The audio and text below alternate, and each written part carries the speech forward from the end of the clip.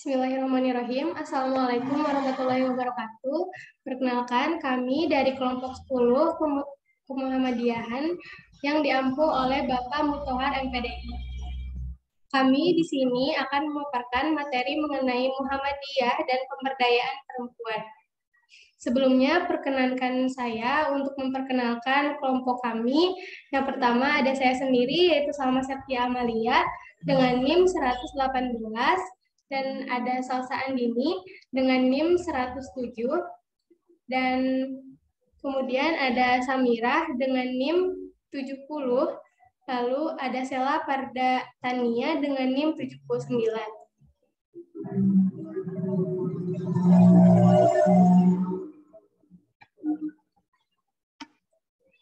Latar belakang dibahasnya materi dari Muhammadiyah dan pemberdayaan perempuan, yaitu Allah Subhanahu wa Ta'ala telah menjelaskan di dalam surat At-Taubah ayat 71 sampai 76 bahwa kedudukan dari laki-laki dan perempuan di hadapan Allah itu tidak ada bedanya, karena sama-sama memiliki kewajiban dan sama-sama mendapat hak atas segalanya.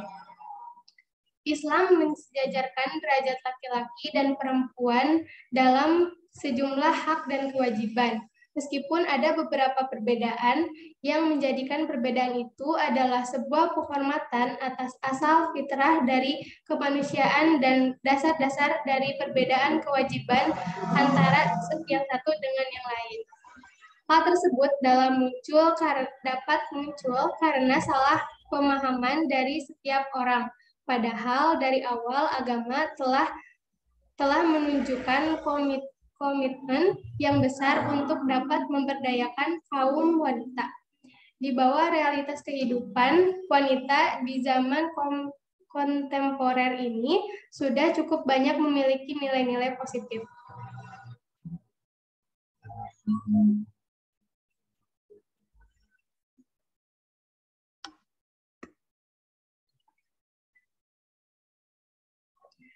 Pengkajian mengenai pergerakan wanita Islam ini membahas bagaimana pergerakan tersebut bergerak beriringan dengan gerakan sosial lainnya yang memang masih terbatas, baik itu di alam kajian konteks waktu, aspek pemikiran, pergerakan wanita tiap periode, hingga bagaimana sebuah gerakan wanita dapat saling mempengaruhi dengan Islam sebagai dasar dari pergerakan.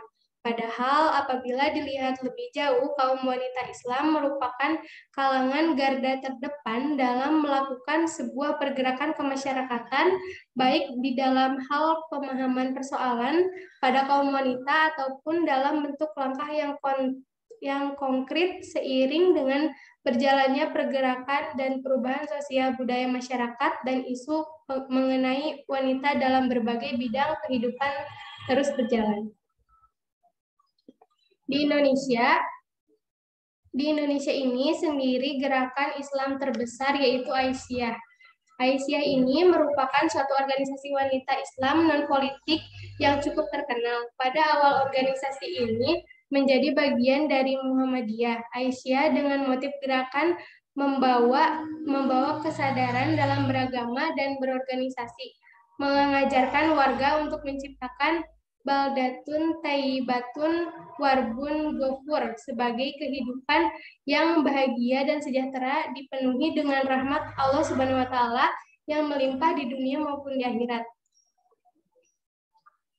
Topik pembahasan yang akan kami bahas yang pertama ada cara Kiai Haji Ahmad Dahlan memberdayakan perempuan, lalu yang kedua ada kesetaraan gender dalam Muhammadiyah, yang ketiga ada peran perempuan Muhammadiyah dalam kehidupan berbangsa dan bernegara. Materi pertama yaitu cara Kiai Haji Ahmad Dahlan memberdayakan perempuan akan dibacakan oleh Salsa Andini.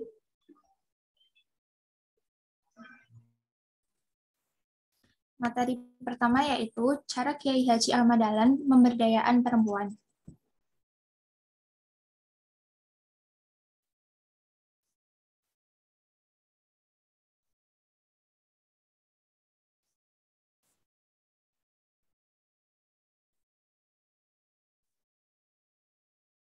Muhammadiyah merupakan organisasi yang berkemajuan, di mana masih disebut warisan Belanda yang notabene dan dianggap kafir oleh ulama di masa itu. Kiai Haji Ahmad Dahlan dikenal sebagai kiai yang moderat serta cenderung melawan arus pada zamannya dan banyak yang mengkritik pemahaman rakyat tentang Islam di masa itu. Muhammadiyah ialah organisasi Islam yang cukup mapan yang menempatkan wanita setara dengan laki-laki. Kiai Haji Ahmad Dahlan dibantu oleh Nyai Walidah dalam menggerakkan wanita dalam memperoleh ilmu, melakukan aksi sosial di luar rumah yang bisa disebut radikal serta revolusioner pada saat itu.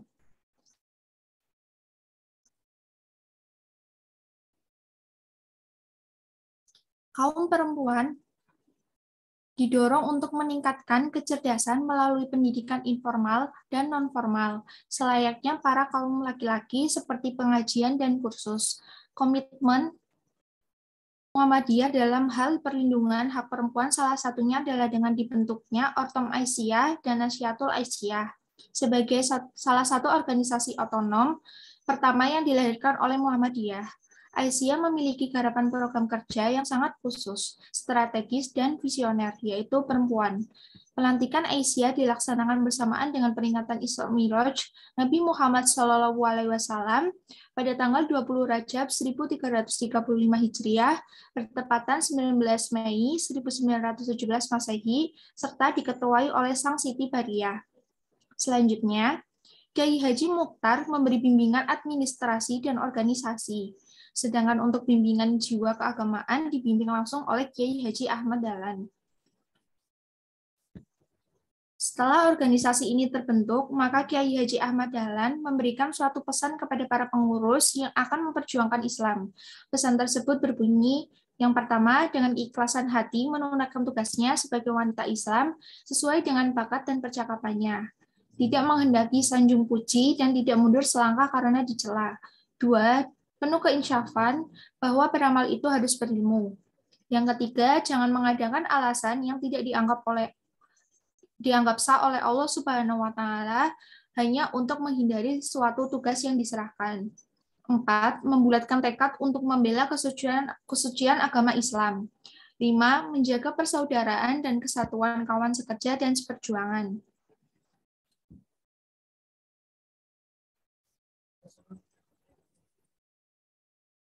Pemberdayaan perempuan oleh Aisyah yang bergerak dalam bidang keagamaan dan kemasyarakatan. Aisyah diharapkan mampu menunjukkan komitmen dan kiprahnya untuk dapat memajukan kehidupan masyarakat, khususnya dalam penuntasan kemiskinan dan ketenagakerjaan. Aisyah bergerak dalam berbagai bidang kehidupan dan memiliki amal usaha dalam pendidikan, kesehatan, kesejahteraan sosial, dan ekonomi. Sampai saat ini, persoalan sosial yang menjadi perhatian masyarakat adalah tindak kekerasan terhadap perempuan dan anak-anak.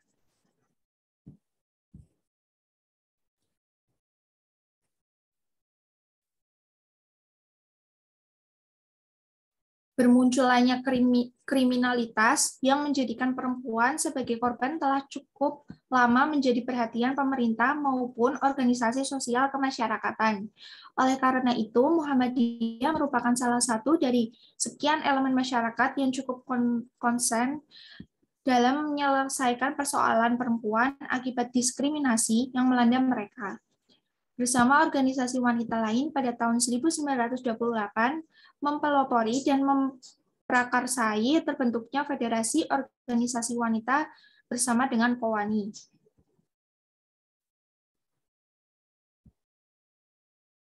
Materi yang kedua akan dibacakan oleh teman saya, yaitu Samirah. Materi yang kedua yaitu tentang kesetaraan gender dalam Muhammadiyah.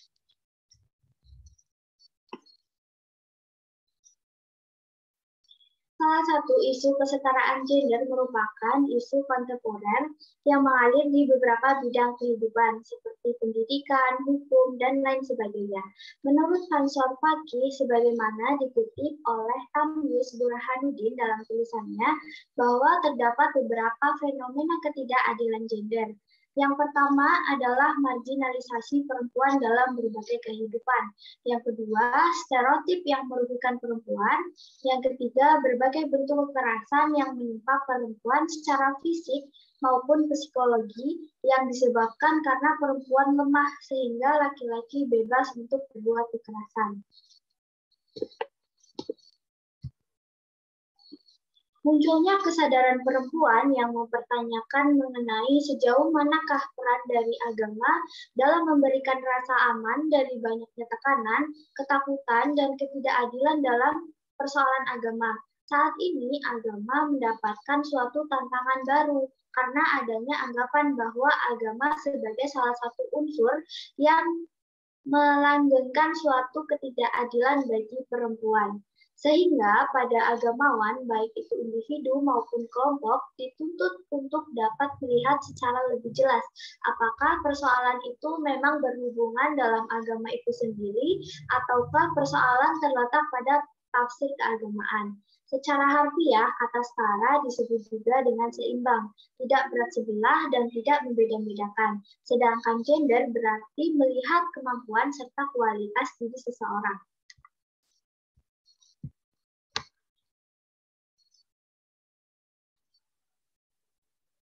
Terwujudnya kesetaraan serta keadilan gender ditandai dengan tidak adanya diskriminasi antara perempuan dan laki-laki, sehingga dengan demikian antara perempuan dan laki-laki itu memiliki akses, memiliki kesempatan untuk berpartisipasi dan kontrol, serta memperoleh manfaat yang setara dan adil.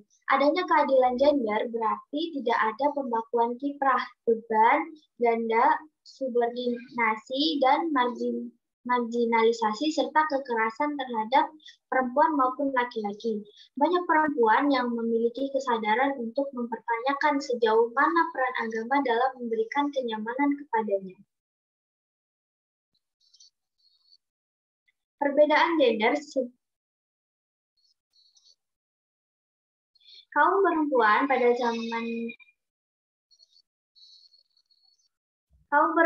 pada zaman jahiliyah adalah salah satu komoditas pasar yang diperdagangkan.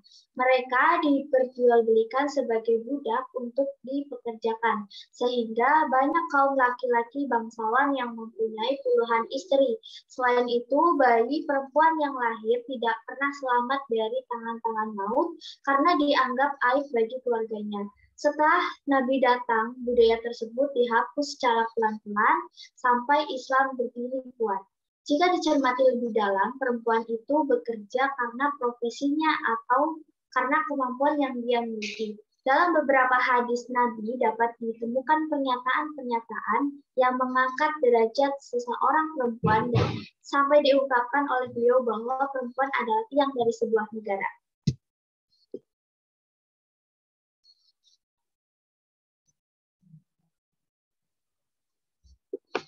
Perbedaan gender sebenarnya tidak menjadi masalah ketika tidak muncul adanya suatu ketidakadilan dan diskriminasi baik pada perempuan maupun laki-laki.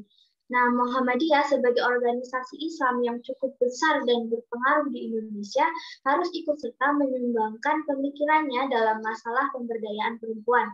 Hal ini sejalan dengan menggunakan perubahan Muhammadiyah yang sudah digagaskan oleh Kiai Haji Ahmad Dahlan. Pandangan Kiai Haji Ahmad Dahlan terhadap perubahan menjadikan Muhammadiyah itu sebagai organisasi yang dinamis dan dapat menyesuaikan diri dengan perubahan.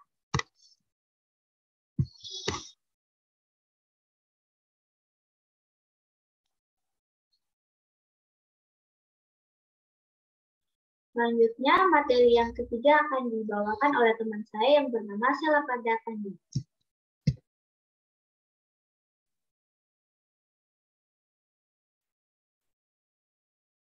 Materi yang ketiga yaitu peran perempuan Muhammadiyah dalam kehidupan berbangsa dan bernegara.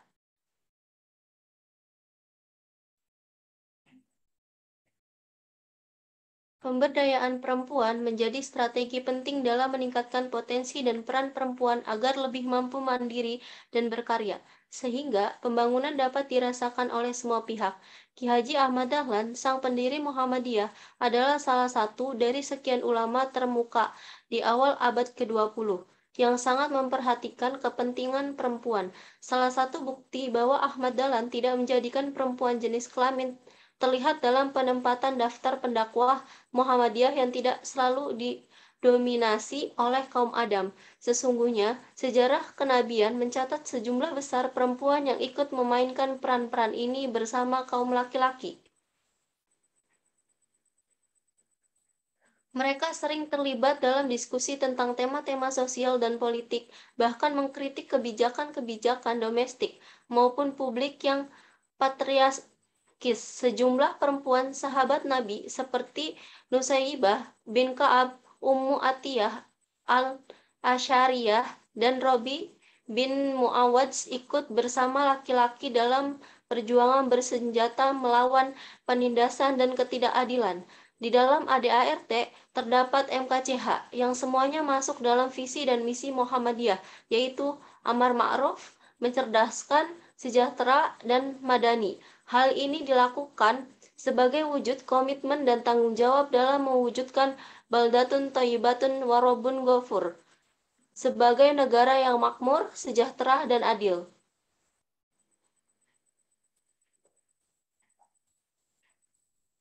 Melalui kegiatan politik yang berorientasi pada perjuangan kekuasaan atau kenegaraan, sebagaimana dilakukan oleh partai-partai politik atau kekuatan-kekuatan politik formal di tingkat kelembagaan negara, melalui kegiatan-kegiatan kemasyarakatan yang bersifat pembinaan atau pemberdayaan masyarakat maupun kegiatan-kegiatan politik tidak langsung yang bersifat mempengaruhi kebijakan negara dengan perjuangan moral untuk mewujudkan kehidupan yang lebih baik di tingkat masyarakat dan negara, sebagaimana dilakukan oleh kelompok-kelompok kepentingan dengan tugas dan perannya ini. Aisyah sudah banyak memiliki amal usaha pada berbagai bidang antara lain adalah pendidikan, kewanitaan, PKK, kesehatan, dan organisasi perempuan.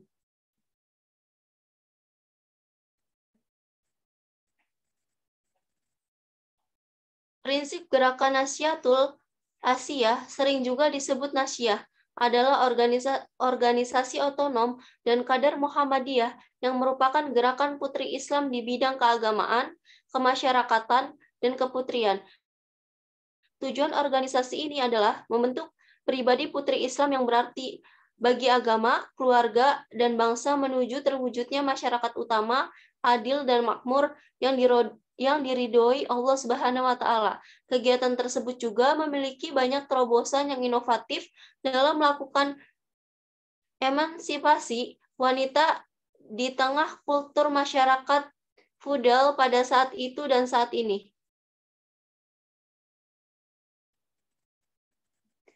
Nasyatul Asyah memberikan terobosan baru yang inovatif, yaitu mengadakan kegiatan SP wanita dengan melatih wanita dalam kegiatan-kegiatan rumah tangga yang bersifat kontributif, membekali wanita dan putri-putri Muhammadiyah dengan berbagai ilmu pengetahuan dan keterampilan.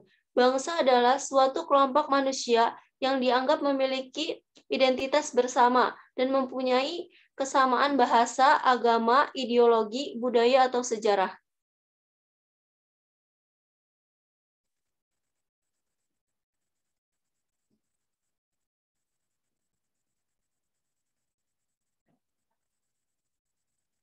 Hubungan antar manusia hanya dapat dilakukan dalam suatu kelompok atau komunitas. Siapapun tentu tidak bisa meragukan peranan Muhammadiyah dalam keterlibatannya untuk membangun bangsa.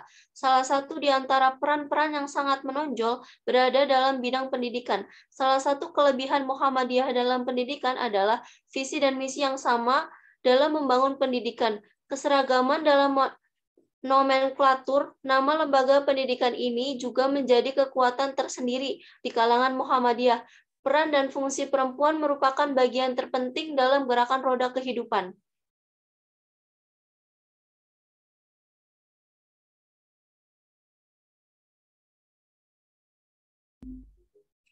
Sekian yang dapat kami sampaikan. Mohon maaf atas segala kekurangannya. Assalamualaikum warahmatullahi wabarakatuh.